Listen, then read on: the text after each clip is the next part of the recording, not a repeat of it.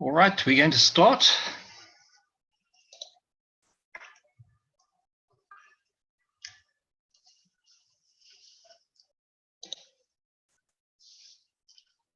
Welcome everybody to the 7th Gardeners and Growers Workshop for 12th of March 2017. And as usual, we just go through the different avenues for gaining some additional teaching. So that's through the weekly private agricultural teaching. And there it's just a case of sending an email through if you're wanting to join that private teaching. And then join as a private student. And you can get access to all the workshops that Mr. Takesh has done since 2015. And that's essentially where we have gotten all our information, and to produce these workshops is through all those 2015 workshops that Mr. Takesh has done in Italy there. And it's a great resource for those that really want to gain more knowledge and more insight to go and study for themselves.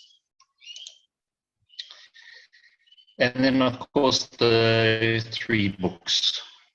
It is also highly invaluable for those that are wanting to learn more information on the plasma. All right, so with today's presentation, I'm going to hand you over to Lisa. She's going to be doing all of it today.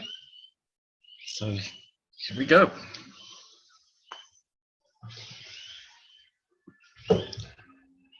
Hi everybody, and I decided I was going to do the teaching today because being the woo-woo lady that I am and have always talked to my plants, I had decided that it was one of the important factors to understand when we first started delving into how to feed the plants, and how it tied in with emotion and soul and physicality.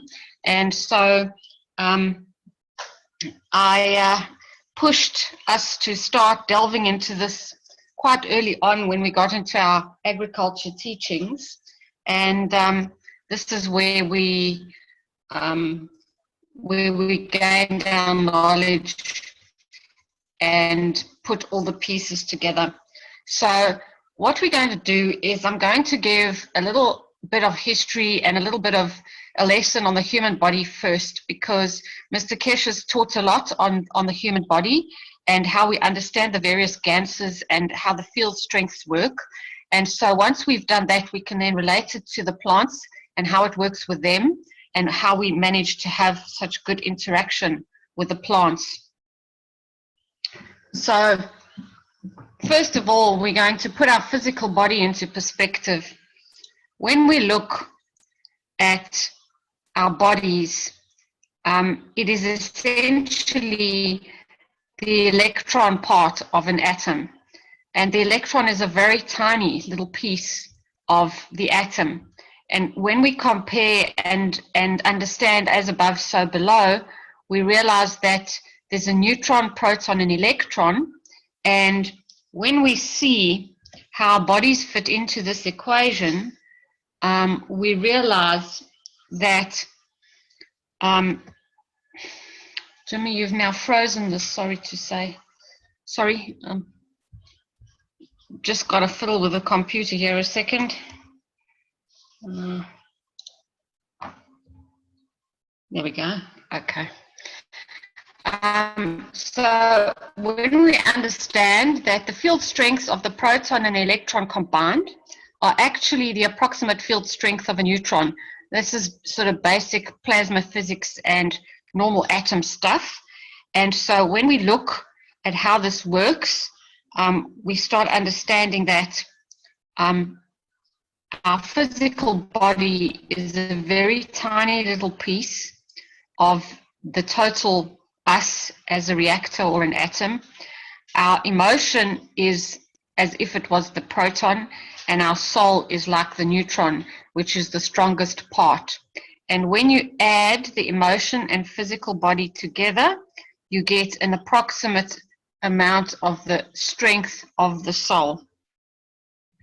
So that's an important thing to understand. And our physical body is a plasma GANS reactor. And so our soul is the core, which is the strongest part. The proton is our emotion, and the electron is our physicality. So our physicality is a minor little piece surrounding our soul and emotion. So we are the GANS reactor with many star formations, and our emotion is the primary field which interfaces between the physicality and the soul. And so this is how everything works in the universe. And so I need to ask if anybody doesn't understand that, or if they have any questions about that at the moment.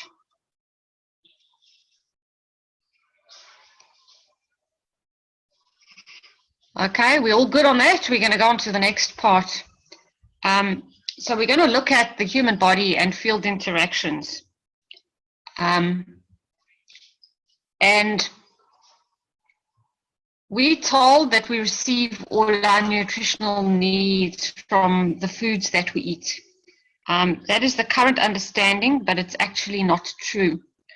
In reality, we are more than just our physical body. The aura of our body is a magnetosphere, the same as the Earth, and we have many field interactions and many ways that we actually receive fields. And so we're going to just discuss a few ways that we do receive fields, because only 20% of the field interactions are derived from our food in a digestive system. And so this is the part that we have always been told that we're getting all our energy from, but we're also deriving it from many other places too. So our understanding from plasma has taught us that the food becomes plasma once entering the body. Nanoparticles are created and then GANSed. Acid, alkaline, and salt all create the GANSes. And then the field strengths of these GANSes pass through the nanolayers of the digestive tract, and then the lymph system carries the fields to the area or organ where they're needed. And that's the basic teaching in the health teachings with the plasma. So now we get on to where else we absorb our fields from. Our lungs, there's a transfer of fields only. And our lungs feed our body through oxygen, nitrogen, and other fields in our blood, which is directly tied to our emotion. So the lungs feed our emotion only. Then our skin is also a transfer of fields only. And the skin is also, it has 3 layers.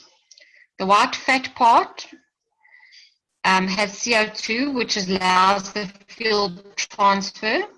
The outer layer is the nanolayer, and amino acids build up on the skin, which are oils, and show that the fields are absorbed by the skin, the same as in the CO2 box. And then we also get transfer of fields through our eyes. And energy is absorbed by the sight of man in nature. The green and colorful environment means that very little energy is required to convert and use these fields. And in here we have an amino acid connection with the plants, as well as our eyes are also an emotional connection. And what we see, if what we see pleases us and makes us happy, that is feeding our emotion. Hearing is also a transfer of fields only. And most of the fields of smell, sounds, and sight and taste are feeding our soul in a direct way. Music and vibration touch our emotion and our soul, and our culture creates the attachment to certain sounds, rhythms, and vibrations. I've understood over time that, yes, each people in different cultures connect emotions to sounds differently. And then smell and taste is a transfer of fields only as well. And the smell is directly received by the center of the brain and is in the emotion and soul of red. And so here is a sort of a total outlook on how all the fields feed our bodies. And so 80% of them come from other sources beside our digestive system. And so 80% of fields absorbed by the body come from other than the digestive system. These fields are all feed the emotion and not the physicality, and the emotion controls the physicality. So, any questions on that? Good morning, Lisa. Hello, who's speaking? Dimitri. Hello, Dimitri. If only 20% of the fields are absorbed by the digestive system, you know, how important is solid food to us? I mean, are the fields that we absorb from the foods, are they more essential than the other 80% that we absorb from the rest of our body? I mean, is it an absolute? Yeah, I understand your question, but it's all subjective, I think, because the stronger your emotion is in control of your body, the more you can control what you absorb from outside.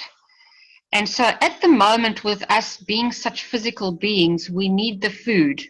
And we also have this hunger that needs to be satisfied. But if we can start understanding and controlling our emotions, that's the key to learning to start feeding from the fields. Because, you know, as soon as you come out the womb, you attach the love of your mother with the feeding. And so it's a very strong attachment. And so that's how we'll have to get, we'll have to start taking the emotion out of the food that we eat, in a sense, and understanding that it's not really necessary, and then we'll start being able to do without it.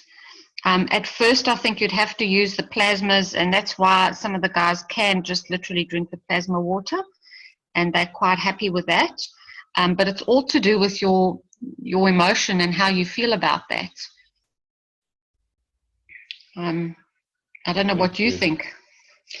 Yeah, I'm in the process of nano-coating plates, etc.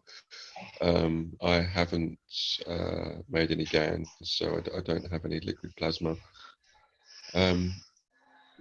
Since I began nano-coating, my personal practices, spiritual practices, have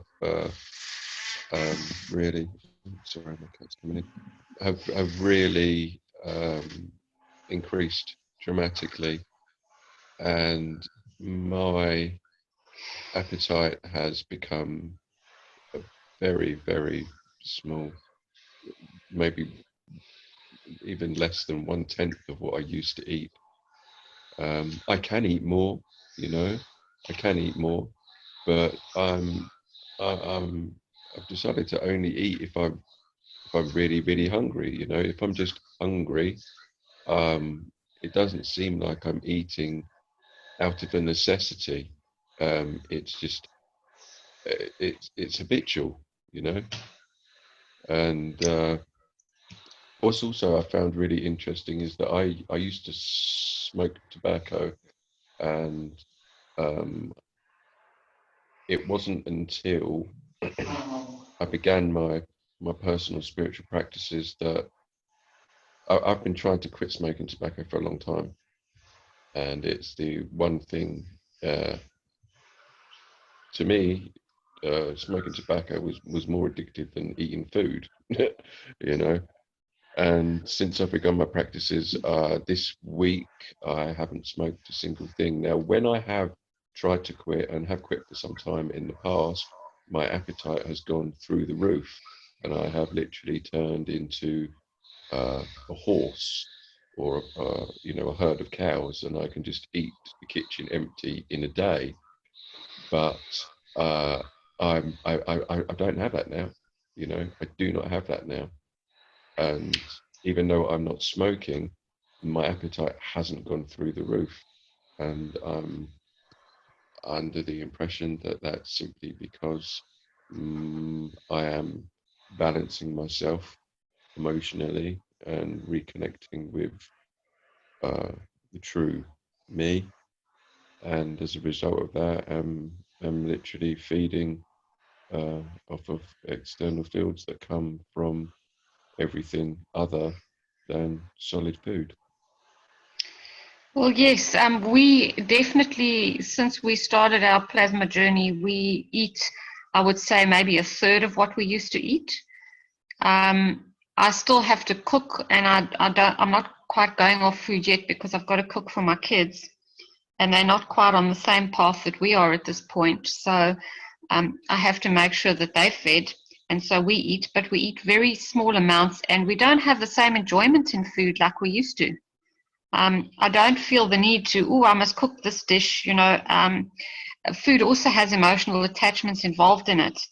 And I just don't feel that same connection and having to eat certain dishes or anything anymore. So yes, I think once you start that understanding and you start getting more emotionally satisfied, you don't need the food as much. Yes. Thank you. Okay, so we're going to carry on now a little bit with the plants. And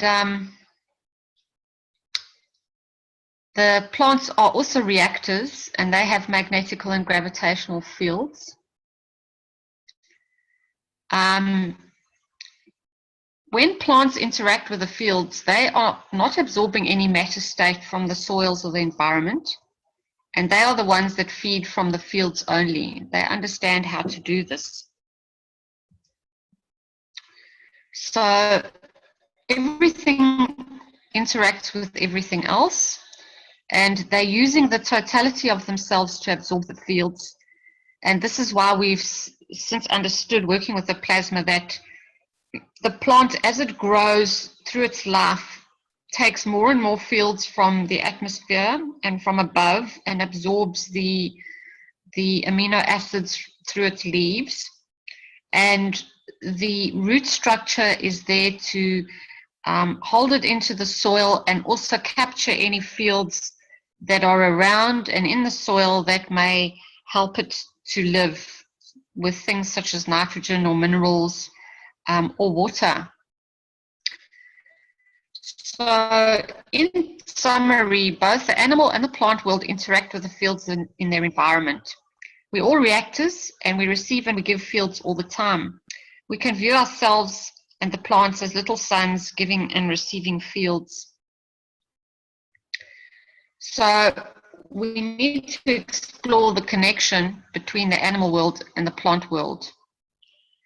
We do have a physical connection because all living things on this planet are connected through the amino acid strengths, as we all made from the same building blocks, which are carbon, oxygen, hydrogen, and nitrogen, CHO and N. And so because we all have these, we're constantly interacting with each other on that basis as living beings. The web of life on this planet will be found to connect on many levels, from the smallest bacteria, which is amino acid based, to the most complex creatures, mammals and more. The more we still probably haven't discovered yet. We all share the amino acid connection. And so in order to understand this connection between ourselves and the plants, we need to look at the human body and its field strengths. Okay, so in man, we've understood with the plasma that the blood has a central core of iron, which has a field strength of 55. When we understand the field strength of our physicality, we use the copper, which has a field strength of 63. These field strengths all come from the atomic mass. And when we understand our emotion, we've been taught that the emotion is the field strength of zinc, which is 65.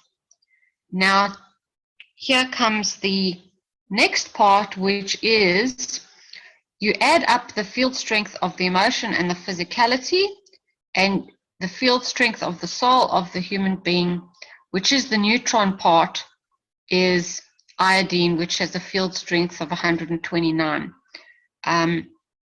So that is how the human body works. And those are the fields we've been understanding for a while now. And we've been using the zinc and the CO2 and the copper and the iron to work on ourselves. So when we look at the plant world with the same understanding, we have to start building from another base. When we look at plants, their blood is actually the chlorophyll. And that is a field strength of 24, which is magnesium, which is the center core of the amino acid of the blood. So these are now the steps we took to find out where the plants fitted in, and we took our periodic table and we looked carefully at things, and there had to be correlation.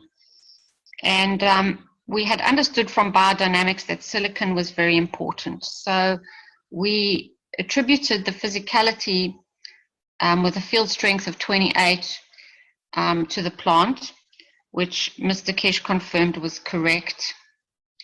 We then went and discovered that sulfur is the field strength of 32, which becomes the emotion of the plant. Because when you look at the plant, the plant is made up of soft minerals, really. They don't have many of the heavier, harder elements. So we had to look lower down on the periodic table. And when we understood that these were the field strengths of the emotion and the physicality, what we understood from this is that the isotopes do play a role here, but the field strength of the soul of the plant is zinc.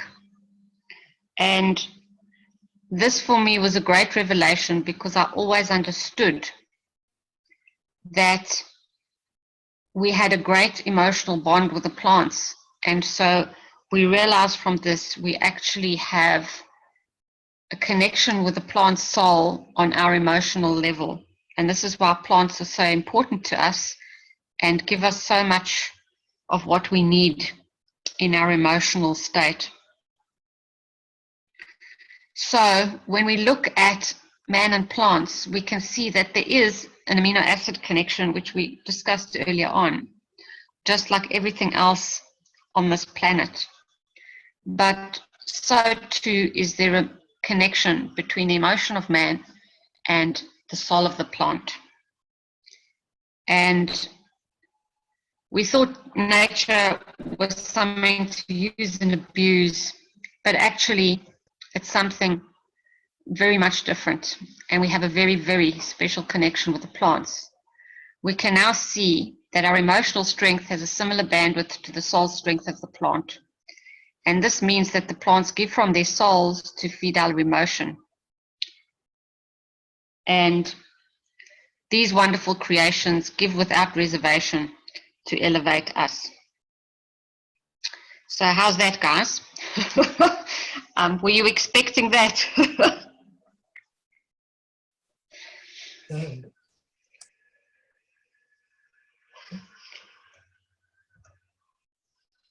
So the field interaction of man and plants is we take in fields through our sight, sound, smell, taste, and fields.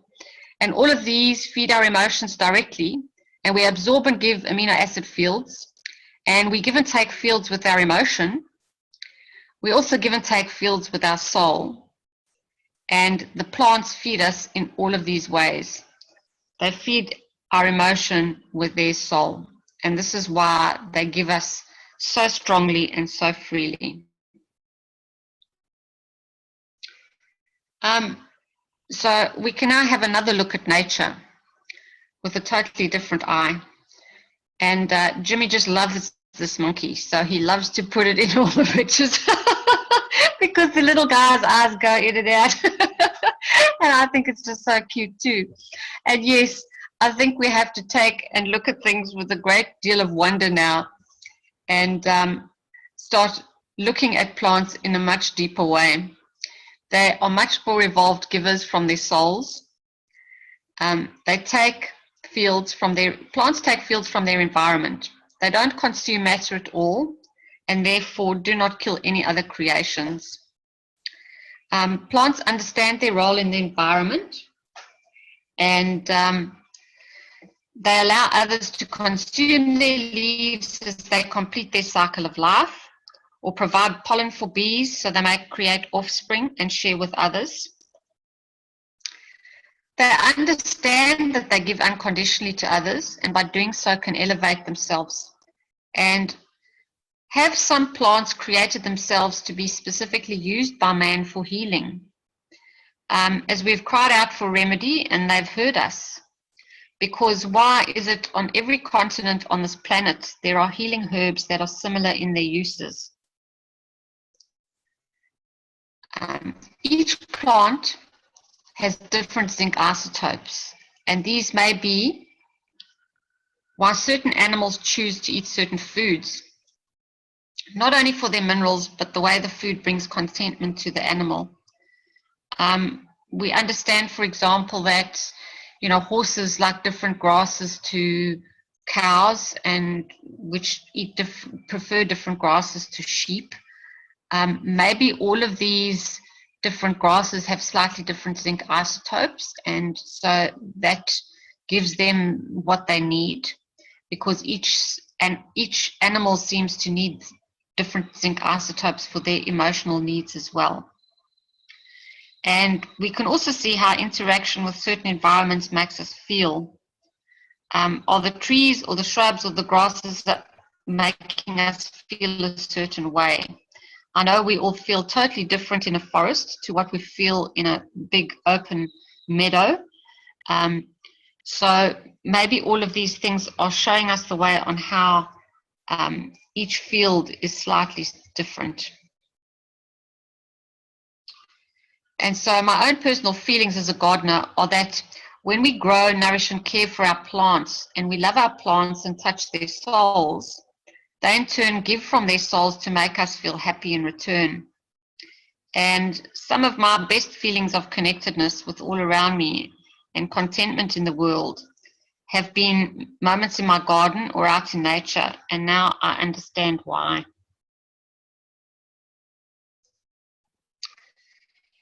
So, questions and discussions. Has anybody got any questions?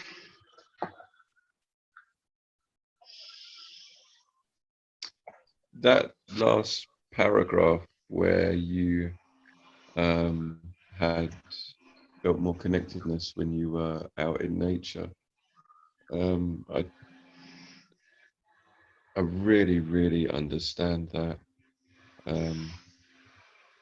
When I go for walks, I've not been doing as many walks because it's a little bit cooler where I am, and I'm in the private teaching, so I don't have a lot of time to spare now. But when I was walking a lot,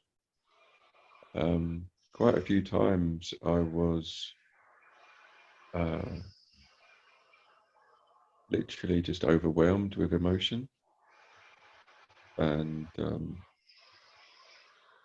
it was uncontrollable, just floods of tears, not in a bad way though, and it really did feel like it was like a eureka moment, like a realization, and that's because I was outside, I was in the hills, I was walking around the mountains. There's not a great deal of of like high level plants, so to speak. It's all kind of low level shrubbery, because it's quite dry around here and it's very mountainous. Where are you? I'm in the south of Spain. Okay. And you know, all these experiences kind of, they just all compiled up, these realizations all compiled up. And especially after listening to all of your teachings, you know, those realizations have really evolved into a revelation. You know, those times when I was walking around and was just flooded with emotion, you know, it could well be due to the plants around me, because I had good, you know, I have good intention. I always have. And you know, when I walk around, I really do appreciate my surroundings. I always have. I'm very, very fortunate. Where I grew up in England, I grew up on small holdings and small working farms, etc. So I've always been surrounded by nature. And as a child, I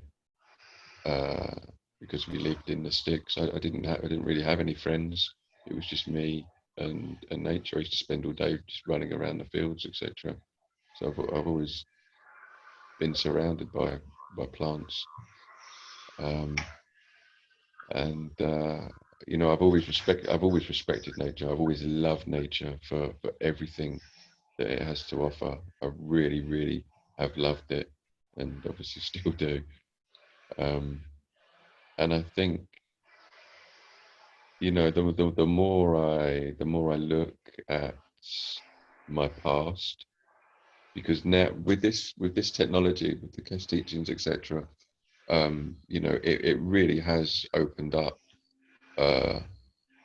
you know, like the book of my life, and I can, the more I learn about this technology and the reality of our existence, and you know, the truth of what is going on and what is going to go on, the more I look back on my past, I just understand it so much more, you know.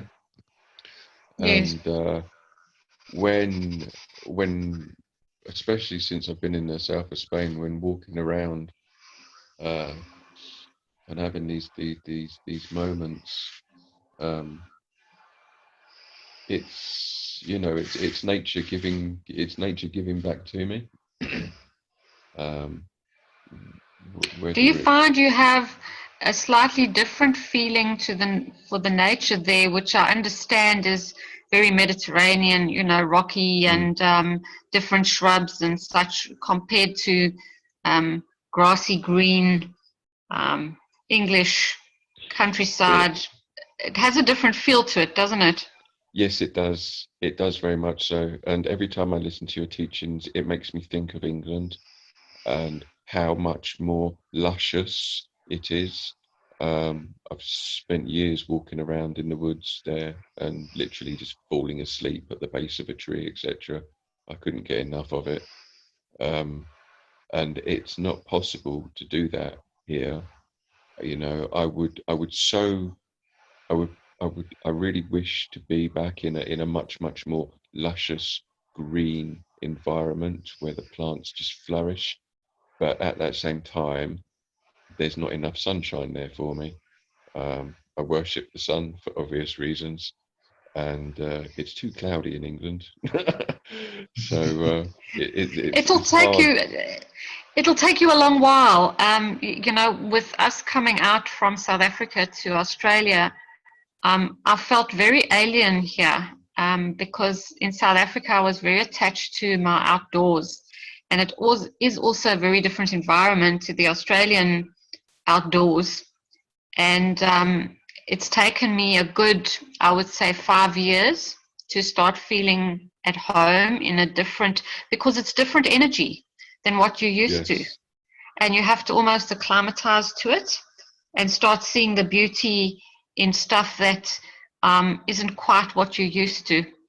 And you start appreciating it eventually, because I think you just start acclimatizing to the fields.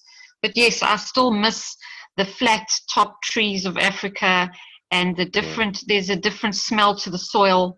And all of those things are emotional fields that you connected to on a different level. And that's what I miss a lot, is that smell of the rain. Even the rain smells different. Yeah. I have noticed that. I mean, I might be wrong, but there is the soil's not great here in the south of Spain. It seems to be. It does not have enough carbon in it. You know, the soils just all look bleached. They do way too much. I can't think of the word at the moment. I've got a memory block. Tilling. Okay, they till everything, and there is no ground cover at all. You know, and all the soils, they're all bleached. You know, and that's one reason why they everywhere here they are using pharmaceutical strength fertilizers, because they're not putting the nutrients back into the soil, and they won't allow the soil to be protected with low level ground cover. If you just keep tilling the soil and you just have raw soil there, because it's very windy around here, all the topsoil just gets blown away, and then there is literally nothing to feed the plants.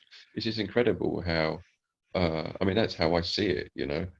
And to me, it's not just incredible, but it's shocking that they just don't see the common sense in that, you know. And they really do rely on synthetics, which are not really harmonious with the plants.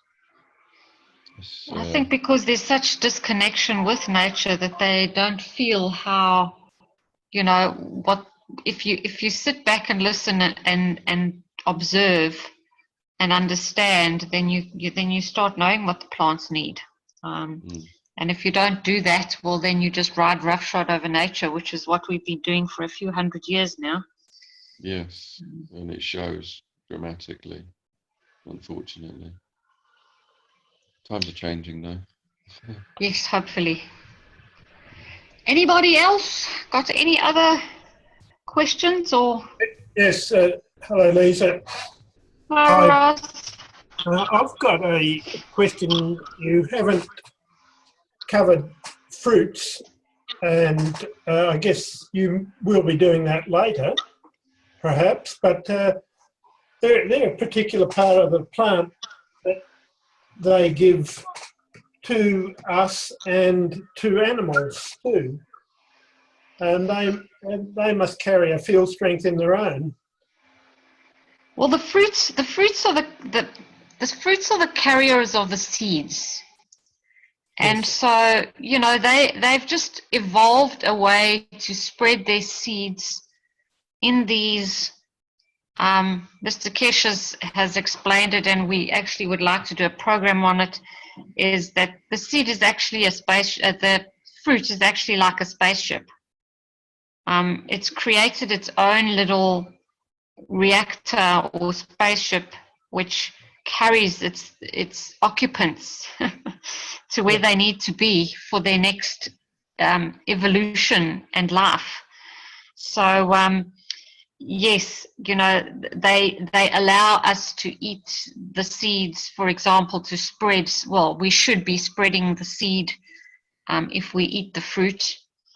But yes, mostly the seed is discarded because the seed part of the fruit is discarded because Mr. Kesh has explained that normally a seed is excessively bitter to us when we try to chew it, because we're eating the essence and the soul of the plant, and so it's actually off-putting to us. And so we have this reaction of this bitterness that we don't want to actually eat, to chew it. except for almonds and nuts, of course. Well, yeah. We've obviously grown accustomed to those. What I ask the question is that in India, for instance, certain yogis only eat fruit, and they don't eat the plant itself, which indicates they recognise the presence of a plant and the harmony in nature, I guess. But they only eat fruit and as a byproduct, and possibly, it gives all the nutrient. That is a possibility that it's a separate part of the plant. The plant dispenses with it at a certain time so that the seeds can grow elsewhere. And they also actually give the fruit away as a matter of course to animals and us. Well, only in the hope that we spread their children far and wide. You know, we're not supposed to actually eat the seed and then they're gone. We're supposed to sort of, like the animals, we're supposed to graze and poop them out, and then they must grow somewhere else again. That's exactly what happens, isn't it? Because seeds, they go right through. They pass through your constitution. Yes. Thank you very much. Yeah, that is a point, but yeah, we're still eating their children though, unfortunately.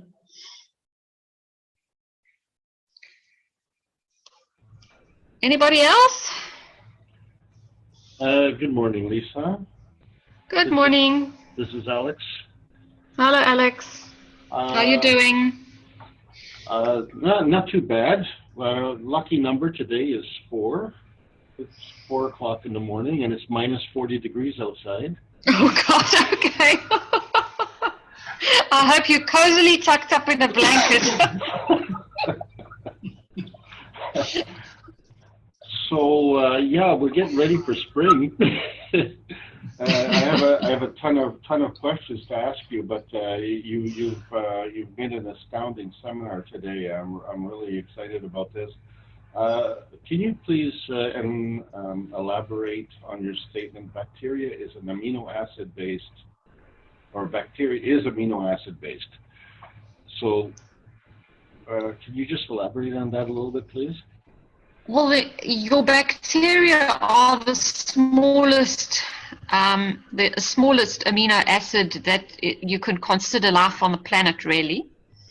And so, in later slides, we're going to be looking at how, even they have connection with us, because there are good and bad bacteria, and they also have symbiosis with the plants, for example.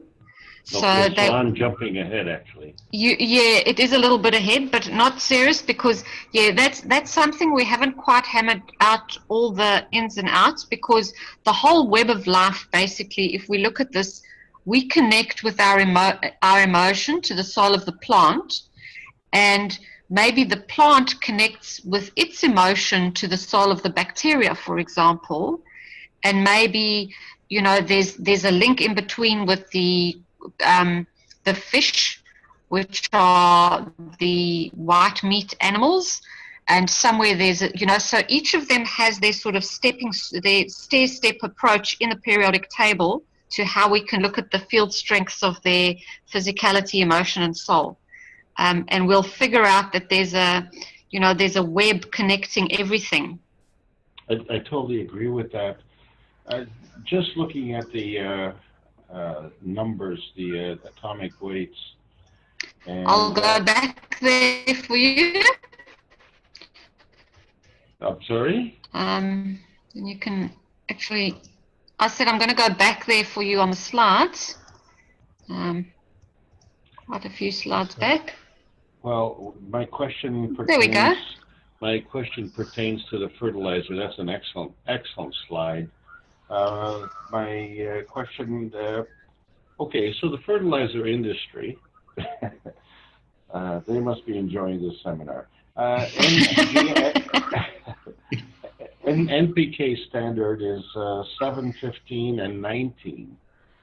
And I'm just wondering how that relates to the numbers that you have there. At this point, I don't see a relationship. So what are they doing, and what are we doing? That's the question. I think what they are doing is they are adding, because we understand that by adding the nitrogen, the phosphorus, and the potassium, they all are sort of building blocks in the GANS form that the plants can use. So they will be used by the plant because they're there, and the plants will use whatever fields they can take up that they can transform into what they need. But the point is that they're just feeding the physical, because they're just understanding, okay, if I put this on, the plant will go green and it'll grow. Yeah, but these fertilizers are not in a GANS state. They're in a physical state, are they not? Yes, they are. Until they do get mixed with water, they can become oxides and get used. And Jimmy's poking me here and tells me he wants to talk, so I'm going to shift over and let him talk. Hi, Jim. Hello, Alex. It's something that we've been trying to work on as well, and obviously we understand that from nitrogen, why nitrogen is so important is because the nitrogen fertilizer doesn't work until it's mixed with water. So you can throw fertilizer in your soil and nitrogen, and it won't work until it rains. Okay, so or water it. So when it's mixed with the water, it then becomes in that plasma state. And we have understood that from nitrogen, the plants can take up the fields of the nitrogen, and then they use that nitrogen to create carbon and oxygen. And when the nitrogen goes to the carbon, additional energy is given off. So there's that connection there with the nitrogen. When I look at the phosphorus as to why the fertilizer industries used phosphorus, when you look on the periodic table, phosphorus sits slap bang in the middle between silicon and sulfur. So my thinking is that what the plants are doing is they are able to take that phosphorus, and bear in mind they take up the fields, and internally it's in a GANS state. They can turn that phosphorus into either silicon or sulfur when you look on the periodic table, because it's just a matter of adding a bit of hydrogen or taking away a bit of hydrogen, and you're getting your silicon and sulfur. So that's where my thinking the phosphorus fits in. And you've doubled the numbers on the chart. That's the thing. Okay, so the NPK, I look at the NPK standard is, so it actually is 14, 30, and 38. That's those numbers just tell you what their mixture is in ratio of nitrogen and potassium. So those numbers don't pertain to these. These are the atomic mass numbers. Well, that's what I'm talking about also. The NPK, the atomic mass numbers tend to reflect with this chart. Okay, now I'm getting it. So the phosphorus is in between the silicon and the sulfur. Yeah. At 30. That's right. Because if you look at sulfur, for example, at 32, so it has 6 neutrons and 6 protons. When one looks at phosphorus, it's 16 neutrons and 15 protons. So by taking that phosphorus, and the plants will add a bit of hydrogen energy to that, they can turn their phosphorus into sulfur, and either way around. And this is what we're beginning to understand on how the plants do their sort of transmutation internally. Okay, I'm going to let you carry on with the potassium before I ask the next question. Potassium, I'm looking at that as well, and it's very, very close to calcium, which is quite predominant in the soils. So the plants would also be able to take a lot of the calcium and turn it into potassium. And the potassium as well is, from Salt. what we've understood, is also quite radioactive in a sense that it gives off a lot of energy.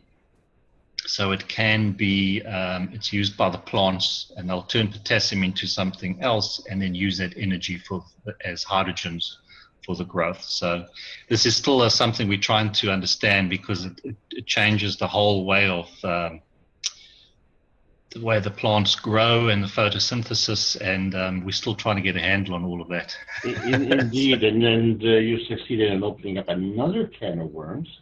Yes. Calcium, generally speaking, is insoluble.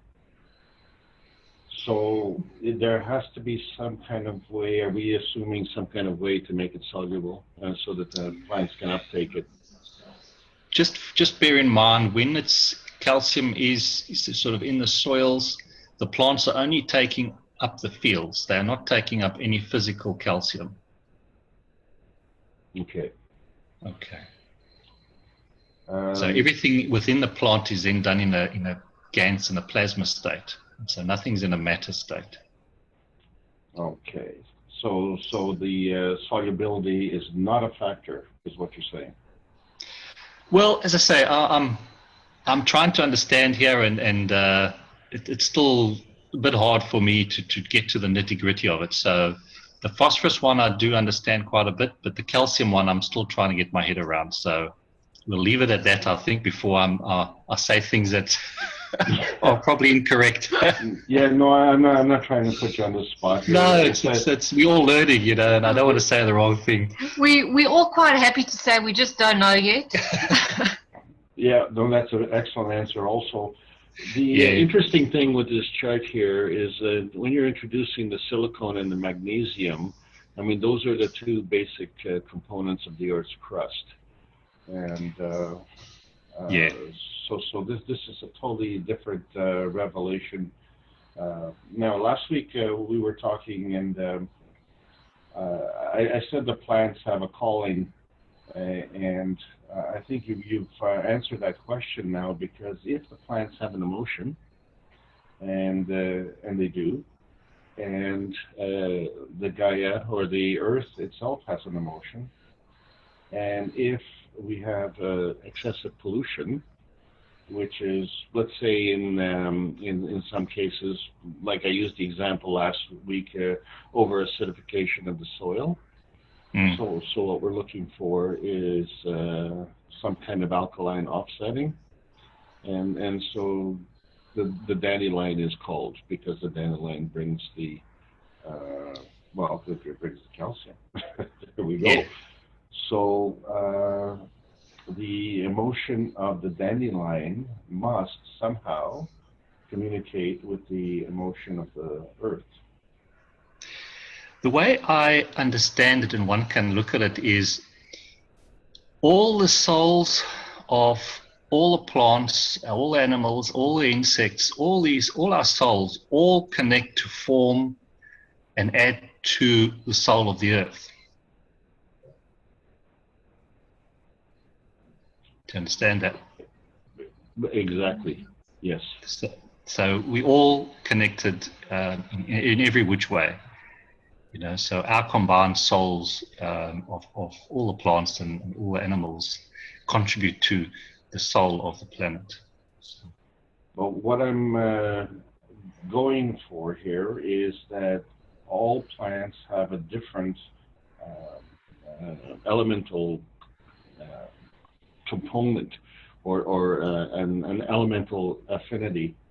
So some plants would have more iron, some plants would have more zinc, or some plants would have more calcium.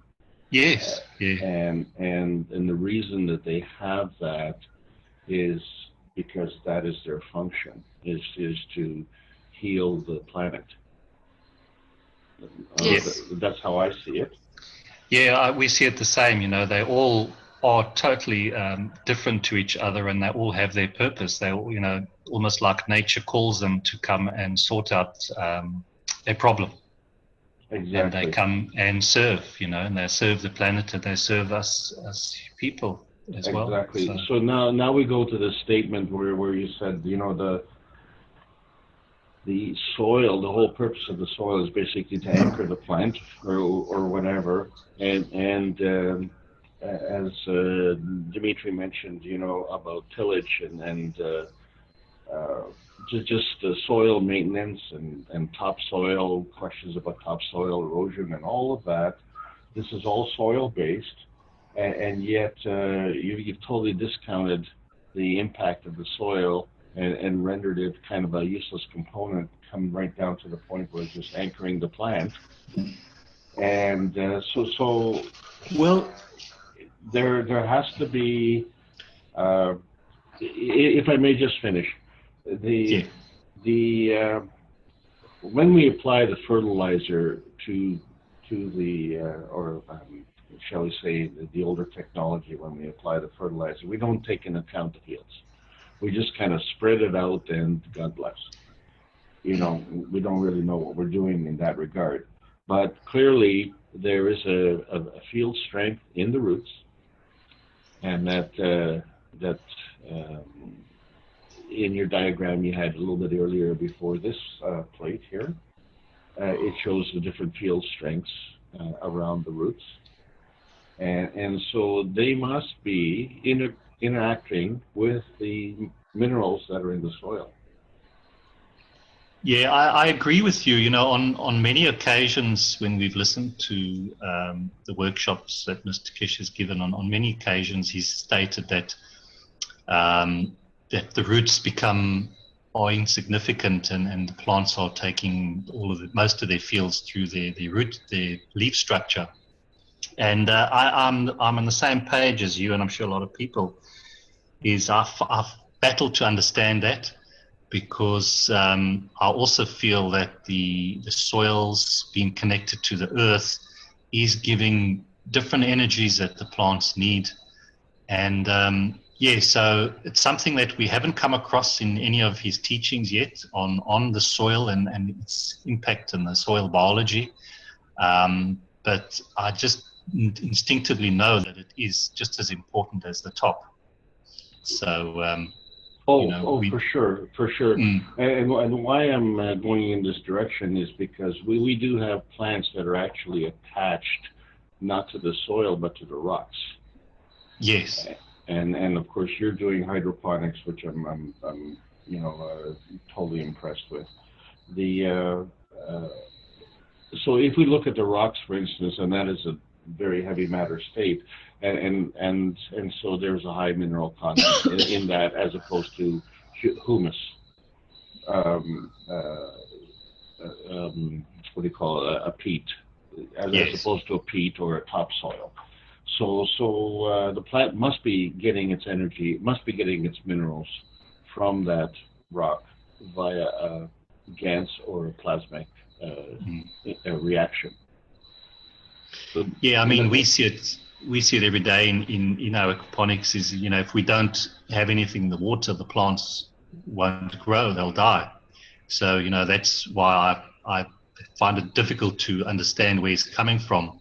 Maybe in the future, when we start looking at creating reactors and spinning reactors, we will be able to give the plants enough food from the air so that they don't need to take from the root systems, you know. So this is all, it's all there that we can start discussing and looking at and trying to understand. Well, so if I may just offer something on that, from my own experience, the root is absolutely essential, because without the root, the plants can't grow. And you know, for instance, here I'm in Canada. We import a lot of plants here, and then basically they force us to cut off the roots before they bring them in, and so it's very difficult to get the plants to grow without the roots. So there's a tremendous amount of, it is more than just anchorage. There is a tremendous amount of field strength that's built up in the roots, and then it passes on through the leaves. And then the leaves, because of the high concentration of chlorophyll, are able to absorb the sunlight, and then through photosynthesis, that they have the proper cell respiration off the leaves. And then the plant really takes off. So all of that is working quite well together. My earlier point with respect to the calling of the plants, if a specific plant has a specific metallic or elemental affinity, then from a hydroponic standpoint, that element needs to be fed into the hydroponic system to match the plant that you're trying to grow. And yes, and that's why we've found that using the seawater or the ocean GANs is terrific, because there is just about everything in there. So whatever they need, they take. Brilliant. So we can grow, for example, we can grow cucumbers, tomatoes, lettuces, and also, in the eggplants in the same water, whereas hydroponic guys can't do that. Right. Beautiful. Yes. So you, and that fits in with the plasma philosophy, where take what you need and no more and no less. That's it. Yes. Thank you very much, and I'll let you carry on. We haven't got far to go. I just got to get there now with a flick, flick, flick. And we can look at the little monkey again. I love the little monkey. Where's he? No, he's not coming yet. There he is. With these little eyes.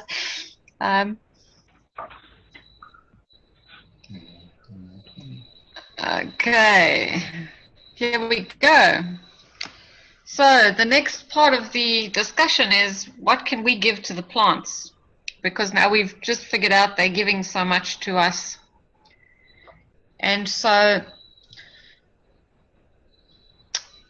many studies showing plants' responses to people's emotions have been done over the years. And I'm sure a lot of you guys might have heard of them and seen them. So I haven't listed them all here. But studies have shown responses of plants to man's emotion, from hooking up plants to sound equipment, to lie detectors, and field trials where plots of land are given love or hate. All of these studies show correlations, but couldn't tell us why. Now we see why. We can use our knowledge to nurture our vertical brothers on the planet. And we can start to explore ways to give health and vitality to the plants, not only through application of plasma, but by giving our loving emotion and gratitude to them as well. And we can help feed the souls of the plants as much as they feed our emotion. I reckon if we stand in the middle of our farm and send out love to our plants that we grow, they'll absorb just as much and have just as much as if we're spinning a CO2 reactor.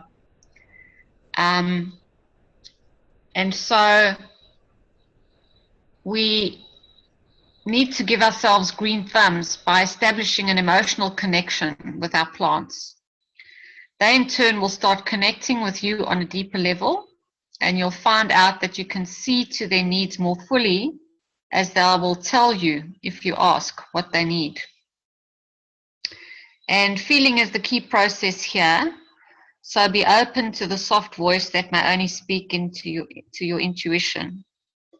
And the more we acknowledge the connection and nurture it, the stronger it will become.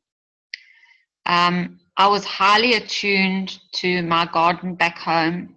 It was a beautiful garden that I didn't grow much food in, but I grew it for beauty. And I would walk through my garden every day, and I'd touch and stroke plants as I walked past them. And they gave me such joy. Now, because we have to grow plants and actually harvest them, and it's more like a factory setup, I don't have the same connection with my plants, and this actually upsets me, because you almost have to not have that connection, because you're using them and not just letting them be. So I think we need to start connecting with them and understanding them, and nurturing special relationship.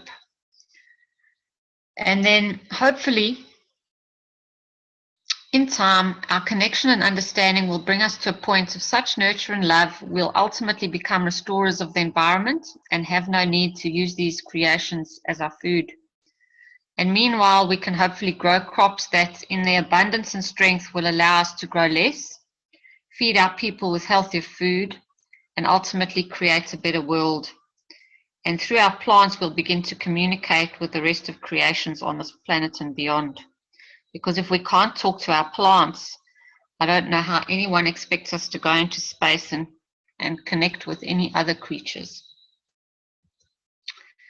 So, also, the point of the teaching was, don't forget to feed your plants with the zinc GANS water, as well as the CO2 for connection to the amino acid, CH3 for energy, and if you can, some C GANS for the mineral needs of your plant.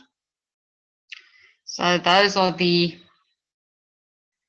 takeaways that we can start using with our plasmas, is to add the zinc GANS to the water and see what that is going to do. So as we got asked earlier about the bacteria, when we start looking at the connections, there are going to be things like fungi, bacteria and insects, which will have to start understanding their emotion, physicality, and the fluid that flows through their bodies, and what their soul connection with us or the planet is. I don't know about the insects mostly, besides the bees. I'm not too keen on many of them. And who's to say what's above us on the other side of the spectrum, which we sometimes don't like to discuss, and what may be feeding on us, which is another subject entirely, which can be pretty uncomfortable, I think. And so the web of this life, of life on this planet again, will be found to connect on many levels. From the smallest bacteria, which is an amino acid, to the most complex creature, mammals and more, we all share the amino acid connection. So there's the bacteria. Any questions and discussions and feedback on that? Lisa, it's me again. I'm going to go back there. Okay, I had no idea, and I'm glad you answered that question. That's a beautiful answer there. One experiment that I did, you're familiar with diatomaceous powder, diatomaceous earth? Yes, yes. So among other things, we use it for eliminating parasites in the bowel. And basically we just mix it in a smoothie and down the hatch, and you're passing worms, within days. So, and it works extremely effectively. And, sorry, could I just interrupt you? Could you just tell me what that was again, please? It's diatom powder. Can you spell that? DIATOM. Yes. The other name for it is diatomaceous earth. It's made up of little tiny fossilized sea creatures that, very diatomic, meaning very tiny little, like 2-atomed sea creatures. It's almost like calcified, and it's very fine. So what we use it for as well is we've used it to spray on, and it literally dries up things like aphids. If you mix it up in a liquid form and you spray it onto your crops, it will kill larvae and eggs of caterpillars, and it will sort of stop the little aphids that they like goo up all their joints, and then they can't move anymore and they die. So it's used quite extensively in agriculture, and it's also got a lot of calcium in it. Okay, thank you. The basic component is SiO2, silicon dioxide. But the interesting point is that when you ingest it, well, actually, when you apply it to cockroaches, let's say, they will suffocate.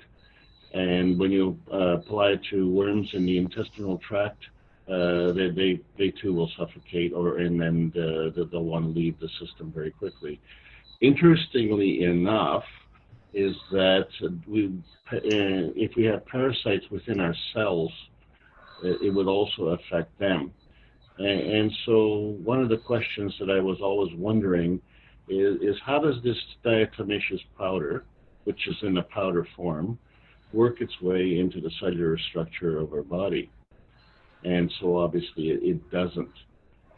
We obviously create a GANS, and then the plasma field actually goes in there. And interestingly enough, the plasma field of the diatomaceous earth acts the same way.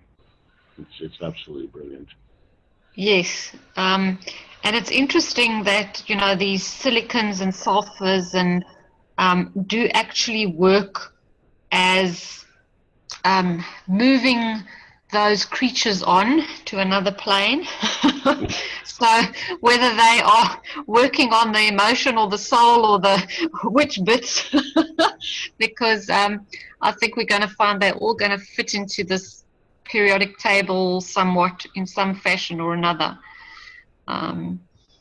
So yes, and that's why we need to start understanding, because I reckon what the reason we're needing good soils is because the living creatures then in the soil are then ganses and plasmas, and so they are feeding the energies to the roots of the plants, whereas a dead soil doesn't have any other energies except maybe whatever fertilizer you've managed to throw on there and solubilize in water.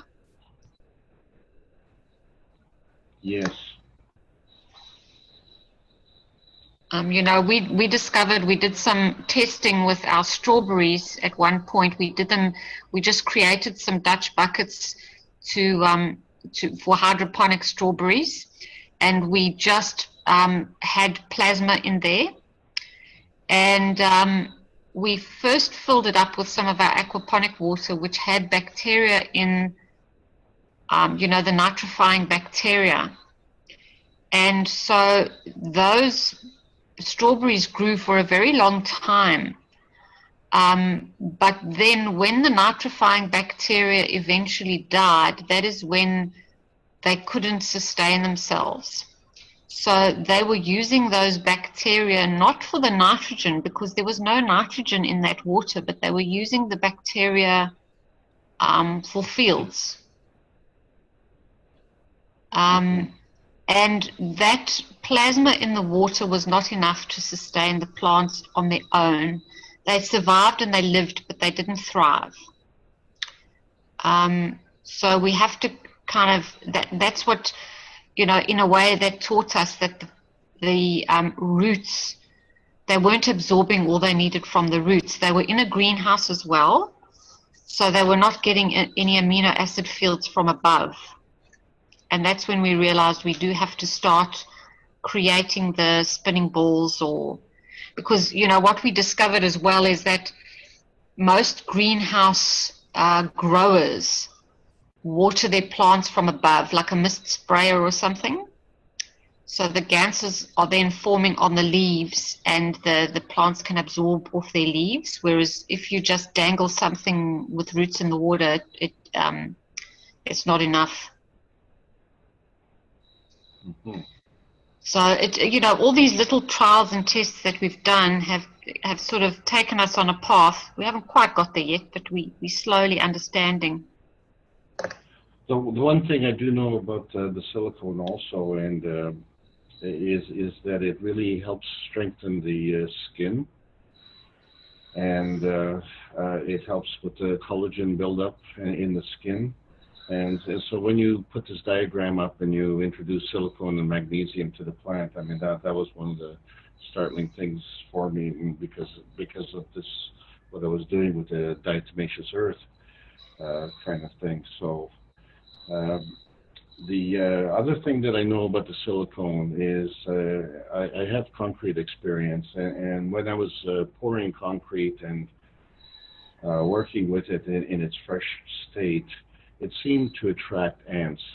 And this is a question that I have because I know that ants don't eat food, they eat fungi.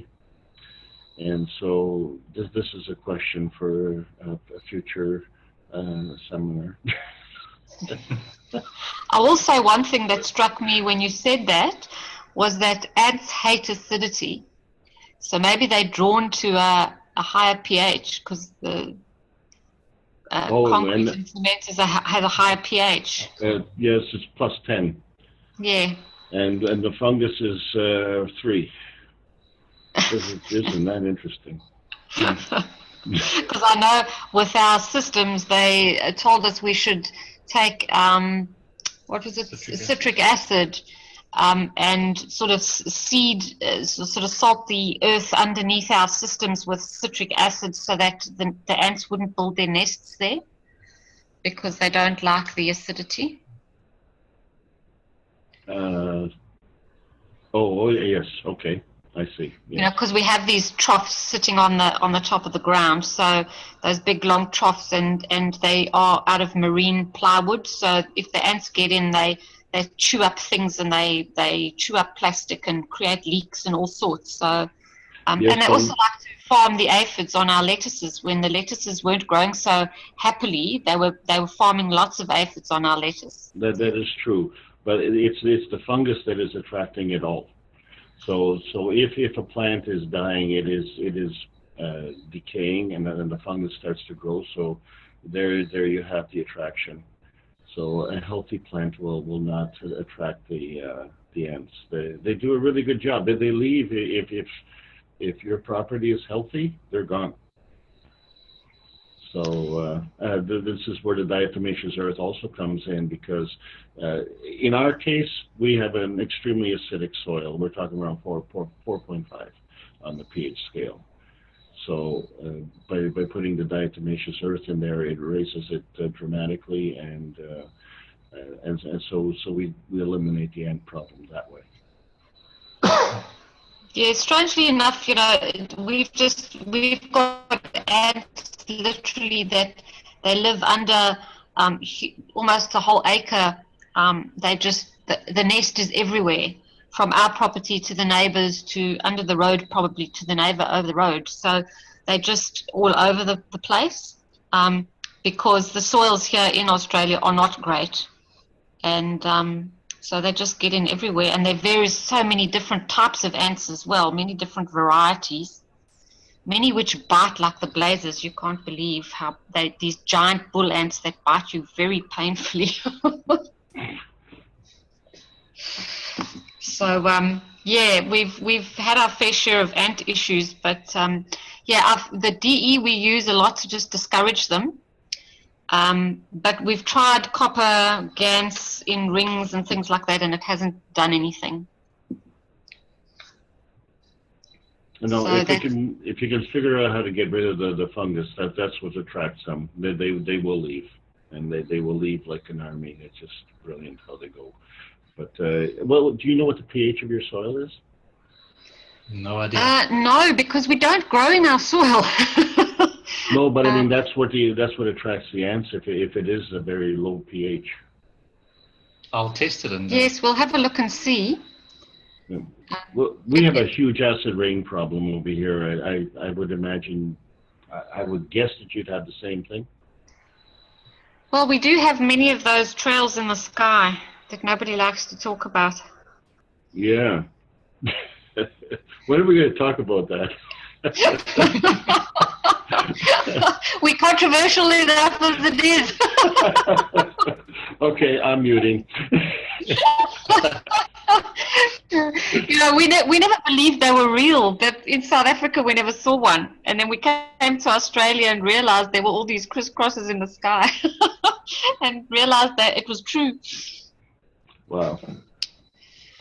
Yeah. And in South Africa we lived under a flight path, so don't tell me it's just coming from normal planes, because it's not. No. When you were in South Africa, was there much vegetation, plant life around? The Man-made, airport, for yes. instance. You know, we were Right. very suburban, but Yeah. yes, there was a lot of plant life around, and a lot of trees.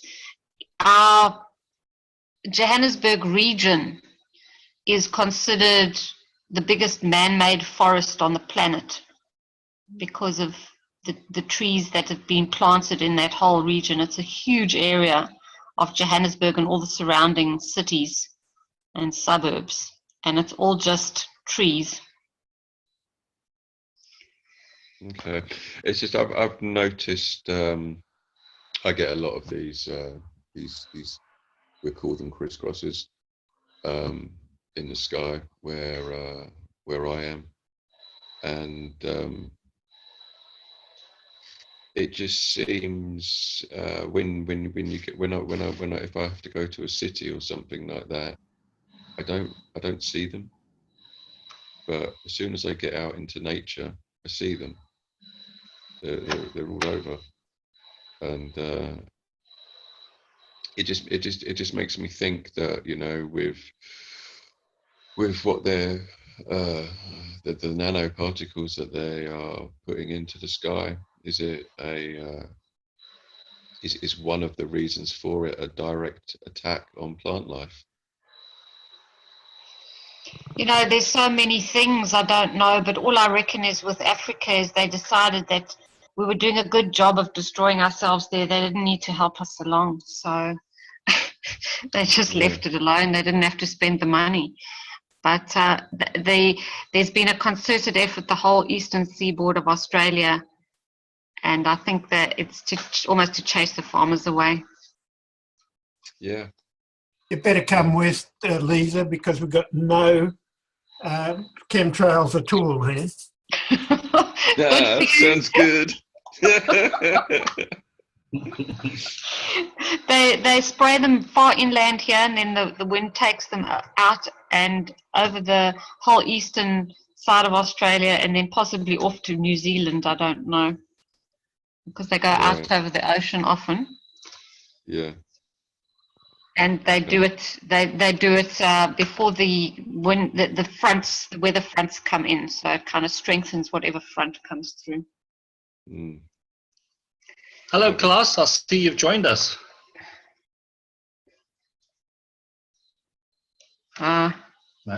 Klaus is not listening to you.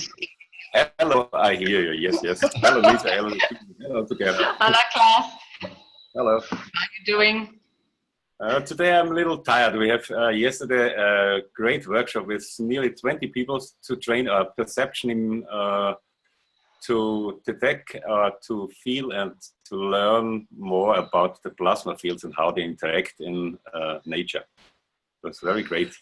But, Wonderful. Today I'm a little bit tired. I have to handle much energy for all these different people, and from the nature and from the fields, from the plasma, and so they're a little groggy. Yeah, it takes a lot out when you do those workshops. It gives you a lot of energy, though.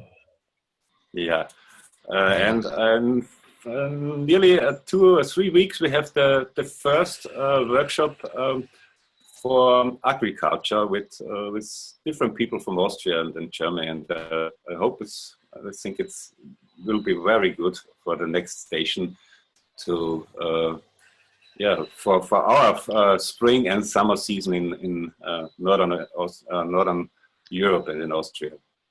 Yes, good timing to get everybody busy and making the plasma for their gardens and their fields. Yeah. We have a very interesting result from a friend of me, from Sonia, and she sucks seeds from chili, and in 4 to 60 days they become what is the word? Not growing. What makes the seeds in the first time when you suck in? Germinate? Yes, thanks. Okay. On normal way, chili have to germinate 2 or 3 weeks, and they need only 4 to 6 days. Okay. Yeah, very interesting. They generally do take, up to about 2 weeks, eh? Yeah. Yes. Okay. Did she soak them in the CO2? I don't really notice, but I think the next time she come into the Growers and Gardeners workshop, and then she can tell it. Yes, that'll be great. Yeah. We spun one of our new reactors today, Klaus, and all we had in there was a little bit of CO2 GANS water, and I used the pendulum to see how far the fields went, and it was about a radius of 25 meters, so it would cover a good 50 meters. Yes. Which RPM you turned this reactor? Full speed. It hasn't got an RPM test thingy there to tell, but we put it right up to the top, and they are the high speed ones that are ordered. Yeah, I think we need not so much speed for the agriculture. I see the little computer fans are enough, and we can slow them down to. I see RPM to 100 or 110, not much.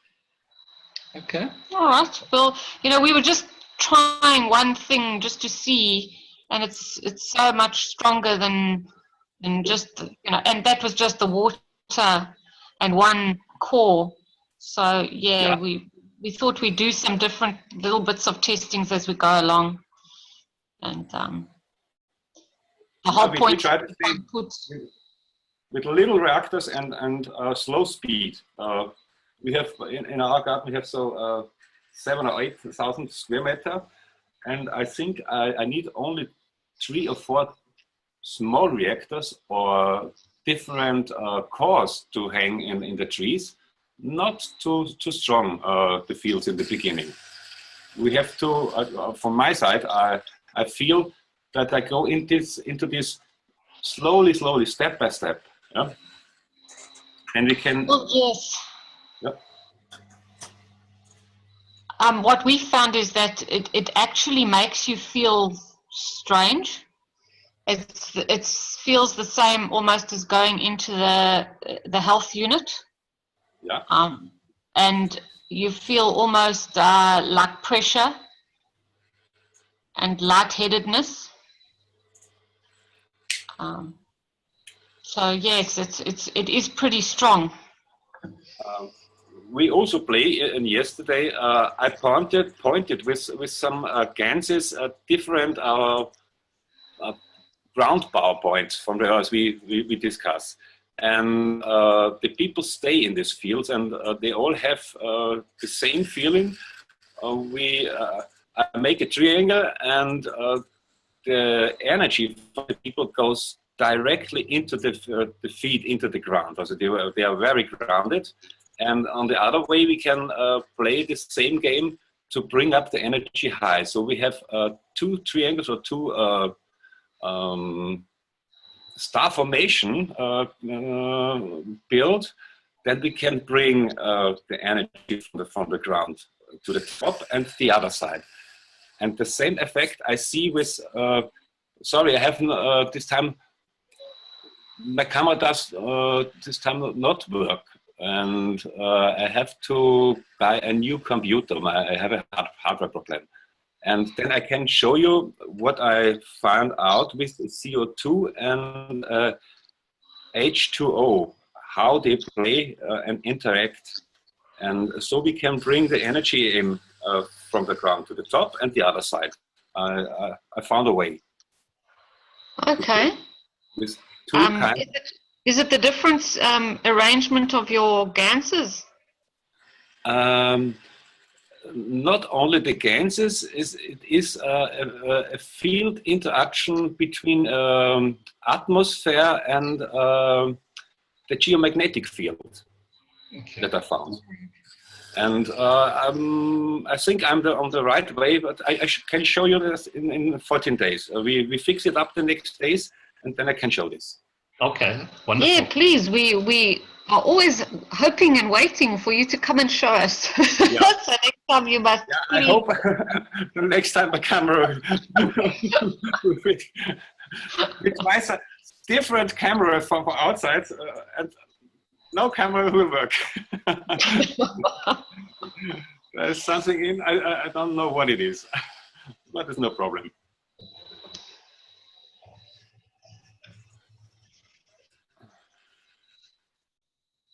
Okay, the next section. Are there any more questions? One, Jimmy. Yeah.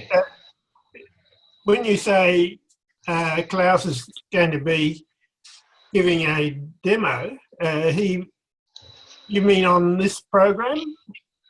Yes, you can, yeah. That would be good. I was interested in that pendulum and Yes. those centers that he activates. Is it possible he can do a presentation on that? Klaus, are you up to that? Yes, we filmed the whole workshop. So we have yesterday a replay on the first workshop, and I have a camera team by, and they filmed this, and we have to cut the film, and then we translated this to English, and then we can start on this side. I can give you the by Dropbox. Can give you this film, and we can work together. Yes. Yes, yes. I think we've got many people very interested, so it will be good. But I think we need some weeks. It's much work. Yes, that is. 20 hours, and we bring it of 2 hours. So. Yeah. Oh, when you're ready, let us know. That's fine. Yes, yes. Of course. Okay. And yes, I have managed to get your translation going on the grape seed, so we must have a chat about that at some point. Yeah, this is a whole book, and I have it. This is a combination from German and Spanish language. Maybe you have someone who speaks Spanish in your area. No, I don't. but who was there? Dimitri, could you speak Spanish? Unfortunately not, no. Okay. Or some guy who translated from German, yes? Yes, I had my friend translate from German. She's living in Germany, so she managed to do the English of that table you sent. Yeah, So, maybe we can make a Zoom together. Yes, I think so. And then, if we can have a chat on that one, then and sort it out, then we can also show that next workshop in terms of just for people to understand some stuff about that as well. Mm-hmm. Yeah, the next 10 to 14 days I'm very busy. We start the Austrian manufacturing, and we built the medical device and also the breathing devices, and they work very well. The breathing device is one of the best for me. Is that the sort of double coil? It's a cylinder, and in the cylinder is a small glass vortex, like a beer glass, and we draw the pipe, the plastic pipe. These are 7 or 8 meters around this vortex, and in this cylinder is only CO2 sink cans. And with a little fish tank pump or a pump for inhaling, you can work, and it's very, very good. Okay, yes, I think that would be quite effective, because I've tried with my daughter with just a plain sort of a patch around a pipe with a bit of a piece from a nebulizer, but it didn't seem to be very effective. I don't think it was strong enough with the fields. Yeah, it's strong enough. We have also inhaling pump. So it's a small pump is 6 volts, and it works very well. So today I was very tired, and I breathed for 20 minutes, and now I am still very energized. You need a bit of CH3 as well there. Yeah, maybe. You can play with this. I give it a little Aland, this plant for the lung. And also I think moringa gums will fit in this very well. Moringa have different vitamins and minerals and all the microelements. It's very good. Okay, yes, and we can get quite a lot of moringa here. Yeah. I've actually made a gans of moringa, and it gansed so easily and so quickly that I was quite surprised. And I think also it fits very well for the plants. Yes, a good fertilizer almost. Yes. And last week I became a message from 2 Austrian guides. They find a special fertilizer from some minerals, and I have to research how they built this. This was a great article in the newspaper, and they are nearly to me 150 kilometers, and I will look at this guys and discuss some things with this. Okay, Okay, that's good. Very good things to the in the last time. You've been busy. Yeah. But other than the next 2 or 3 weeks, and then we have to start our garden season. Yes. And then you'll be even more busy. Yeah, but at home. Okay, thank you. Are you still busy building the coil units for the health units, or are they on a new Yes, design also, now? Also, and there are from week to week there are more doctors. They will work with this. They see the results. There are great results, and also with the direct injection trail, very good results. Okay, I think the next weeks will show some good stuff. Oh, that's great. Very encouraging. Yeah, we just need a few tips. You must have a chat to the other Klaus there on this high blood pressure and diabetes story that Mr. Kesh is always talking about, because I think if we can get that out to a lot of people, I think that's a key. Yep. I think every second person that I know has high blood pressure or diabetes. Mm-hmm. Yeah, the last weeks are many people gone. As in and all, or the most of them, 50 to 60 years. It's a very great problem at this time, and we see very good results with this new technique. Yes, I think it can work very fast. With I think it is so emotional on so many levels. Yeah. You can hear this. Yes. This is the breathing device. Okay. And you can work with this 1 or 2 hours a day, and it works so well. From the lung, you feed all the emotions and to the blood and to the lymph is very effective and an easy way. So yes, instead of a whole big unit, it helps with a lot of things, I suppose. Yeah.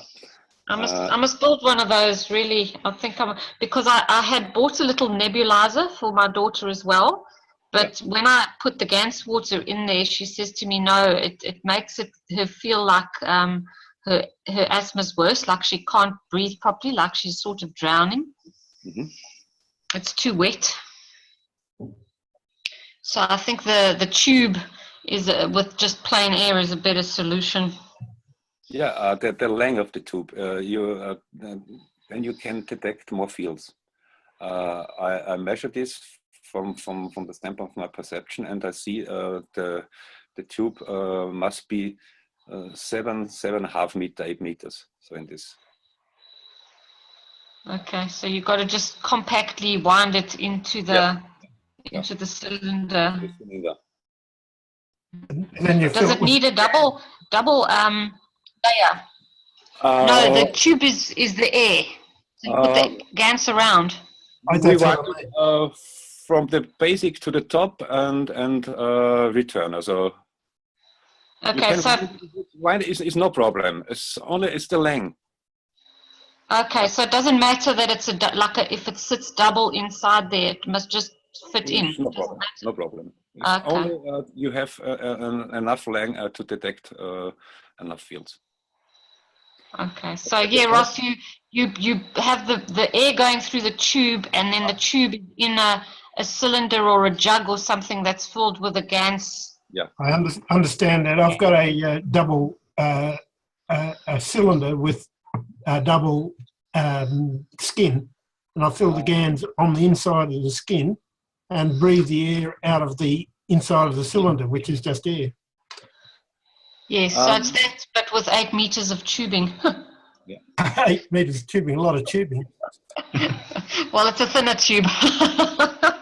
But the cylinder is merely centimeters high and 10 centimeters in diameter. It's not great. Huh? Okay, yeah. Maybe the next time I can show you a picture then when my cameras work. And we make also a workshop for this kind, and I can give you the pictures. It's easy to build this system. And I think the cost was for me $50, $60. Yeah, it's nothing. Yeah. Yeah, I think I saw one chap used like a milk jug or something. So he just, repurposed the plastic milk jug to hold all that tubing. Yeah. At first, I built a 10-50 centimeter pipe and wind a little pipe around, and it works also, but the length is very different. Too big, too long. Right, no, that's great. Well, I use a lot of tubing. I make a lot of different things with the tubes. So much easier. This what I use is I think normally the people work with this when they become oxygen. You stick this thing in the nose. You notice it's like a nose drill. Oh yes. Yes. And so you can work all the things that the pipe is long enough. I make from the cylinder. I have 3 meters out from this, and so I can a little bit working and can go around. And breathe. And then you can start putting some iodine GANs in there, and then you can work on this planet and somewhere else at the same time too. Yeah. Different variations. Could I just ask a question, please? Yeah. Where you mentioned iodine GANs, I've looked on the internet for like pure iodine, and I've really only come across iodine prills, like little balls. How did you make your iodine GANs? You can make it from kelp. From kelp. That's much iodine. Okay. Dark. Oh. I also used a what they call Lugol solution. Okay. Yeah. How do you spell that? LUGOLS. Okay. Have very high iodine. Yes. Right. Okay. Okay. So the But you only need a very little bit of that. It's quite strong. okay. Good. To begin with, at any rate. Yeah. Yeah. Okay. Because I was.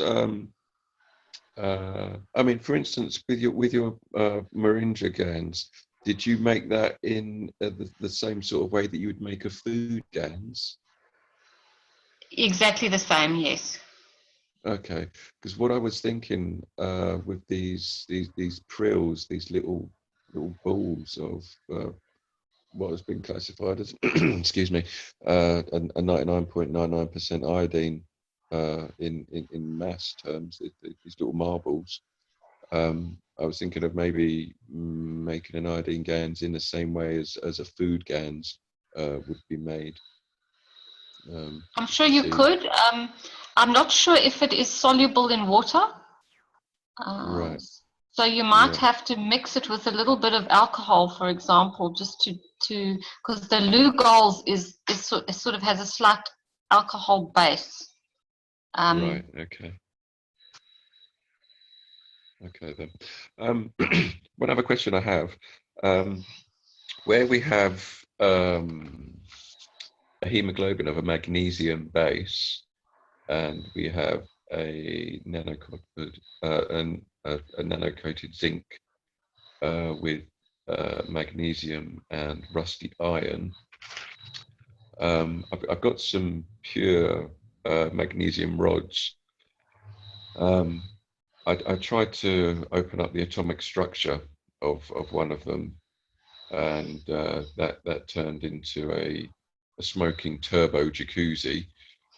Do you know if anybody has made GANs of magnesium on its own?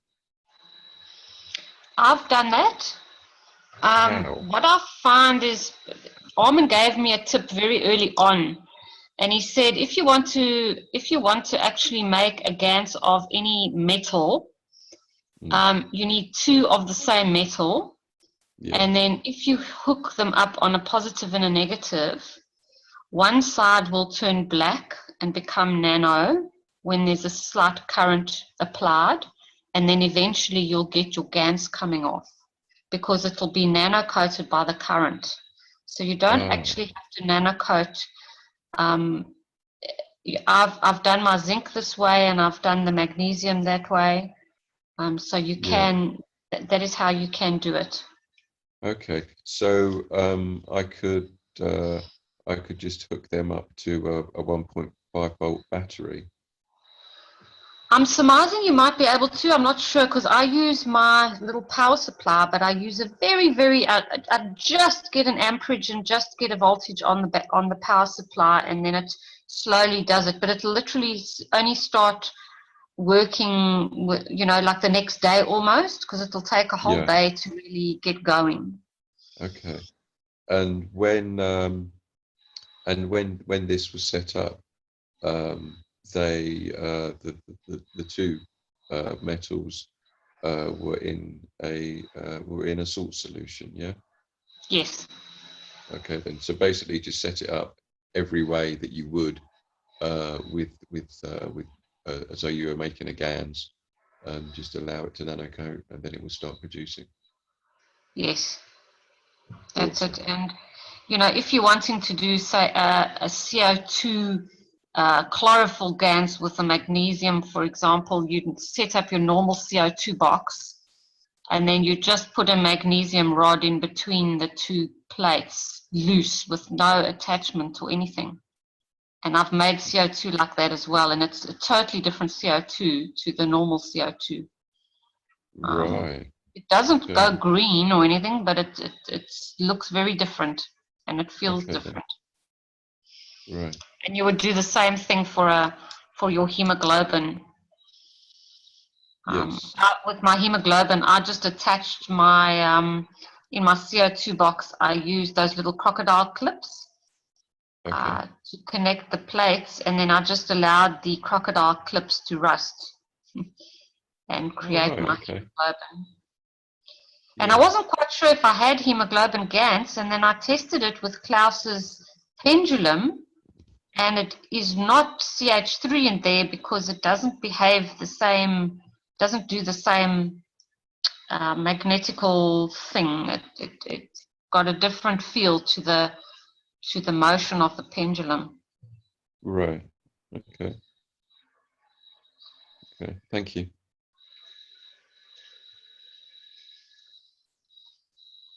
So, are there any more questions, or are we going to wrap it up for today?